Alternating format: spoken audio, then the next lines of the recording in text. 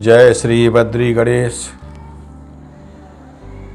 माता रेणुका द्वारा परशुराम का क्रोध शांत करने का प्रयास करना, उसके पश्चात ऋषि जमदग्नि के पिता महर्षि भृगु एवं परशुराम के दादाजी द्वारा अपने पुत्र परशुराम को ज्ञान देना एवं परशुराम का अधर्मी क्षत्रियों को विनाश करने के लिए प्रणबद्ध होना।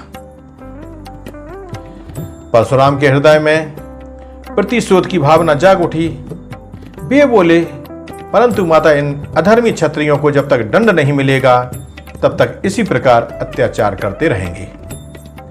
मैंने निश्चय कर लिया है कि इन अधर्मी क्षत्रियों को अवश्य दंड दूंगा। एक बार नहीं, 21 बार इस पृथ्वी से को क्षत्रिय विहीन कर डालूंगा। इन्हीं पुरुषों के रक्त से अपने पितरों को तृप्त करने के लिए मैं कटिबद्ध हो गया हूं। परंतु परशुराम को संतोष नहीं हो रहा था।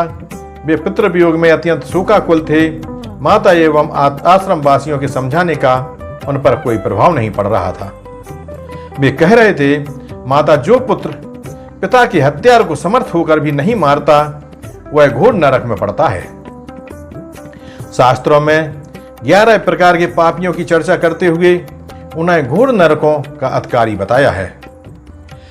अग्नि दो गर्लश्चैव शस्त्र पाणेन्द्र पहा क्षेत्र दारापिहारी चा पितृ बंधु विहिंस कहा सततम मंदकारी चा निंदक कटुवाच कहा एकादस्ते पापिष्ठा पदार्हा वेद संमिता।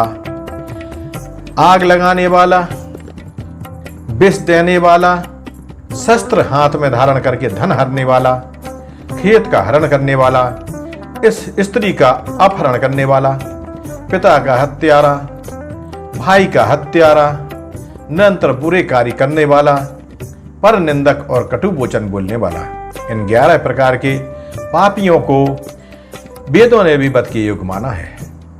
हे माता, ब्राह्मणों के धन या स्थान को छीन लेना, दिया हुआ दान वापस ले लेना, ब्राह्मणों का कष्ट देना, तारण करना आदि कर्म भी मनुष्यों के मद में बद के ही समान है। इसलिए ऐसा कर्म करने वाला चाहे कोई भी क्यों ना हो, मार देने के योग्य है। इसलिए हे सती, आप इस विषय में कुतर्क मत करो और मुझे अपने कर्तव्य से मत फेरो। परशुराम और उनकी माता रेणुका के मध्य यह बात चल ही रही थी कि तभी महर्षि भृगु पुत्र शोक में व्याकुल हुए वहां आ गए। रेणुका और परशुराम ने उन्हें प्रणाम किया। तब दोनों को अधिक दुखी देखकर महर्षि बोले, पुत्र परशुराम, तू मेरे वंश में उत्पन्न हुआ और सभी विद्याओं में पारंगत है। फिर तेरा इस प्रकार विलाप करना उचित प्रतीत नहीं होता। बस संसार में जितने भी चर और अचर प्राणी हैं वे सब मरणशील हैं। ब्रह्मा जी को भी अपनी आयु पूर्ण करके विलीन होना पड़ता है, तब बेचारे साधारण जीव की तो बात ही क्या हो सकती है। पुत्र, संसार में सभी कुछ नाशवान है। यदि अविनाशी है तो केवल भगवान परम पिता परमात्मा का नाम, सत्य का सार व बीजभूत उन्हीं का चिंतन है। क्योंकि उनकी इच्छा के बिना तो कभी भी कुछ नहीं होता। भूत भविष्य वर्तमान सभी के आश्रय वे ही प्रभु हैं।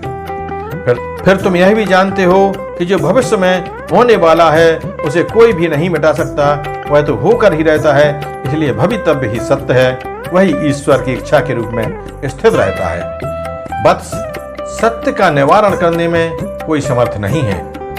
भगवान ने जो कुछ निरूपण कर दिया वह होकर ही रहेगा। जमदग्नि को इस प्रकार मरना था, वह मर गया, और कार्तिवीर्य को भी जब जिस प्रकार से मरना होगा मरेगा ही, चाहे तुम्हारे हाथ से मरे या अन्य प्रकार से, किंतु मरेगा तभी जब उसका अंतकाल आ जाएगा। देखो पुत्र, क्षुधा, निद्रा, दया, शांति, कांति, क्षमा आदि सब एक ही आत्मा के चले जाने पर फिर नहीं ठहरती, क्योंकि आत्मा के साथ प्राण, ज्ञान और मन भी चले जाते हैं। मायावियों का मायाबीज शरीर पांच भौतिक है तथा संकेत पूर्वक उस प्राणी का जो नाम है वह प्रातःकालीन स्वप्न के समान ही है। अभिप्राय यह है कि दृश्यमान जगत स्वप्नवत ही है। जैसे स्वप्न के दूर होने पर उसमें देखे हुए पदार्थों का स्वतः लोप हो जाता है, वैसे ही अंतकाल आने पर वह जगत भी विलीन हो जाता है। विलीनीकरण वाली वह अवस्था सुषुप्ति कहलाती है। देह के नष्ट हो जाने पर जीवात्मा भी उसी सुषुप्ति में विद्यमान हो जाती है, वह कभी भी नष्ट नहीं होती। देह मरती है, जीव नहीं मरता। तुम स्वयं ज्ञानी हो, यह तथ्य तुमसे छिपा नहीं है। अतएव हे पुत्र, अब सुख को त्याग दो और वेदों में जो पारलौकिक कर्म निर्दिष्ट किए गए हैं उनका अनुष्ठान करो, क्योंकि मृतक के परलोक की भलाई के लिए जो कर्म करता है वही उसका पुत्र या बंधु हो सकता है। अपने पिता का पारलौकिक कर्म करने के पश्चात ही अन्य कर्म का निश्चय करना उचित होगा। अपने पितामह की आज्ञा मानकर परशुराम जी ने समस्त पारलौकिक कर्मों को विधि पूर्वक संपन्न किया और फिर सोचने लगे इन आत्ताई पामर क्षत्रियों को किस प्रकार दंडित किया जाए। जब कोई उपाय समझ में न आया तो उन्होंने भगवान शंकर की उपासना आरंभ की।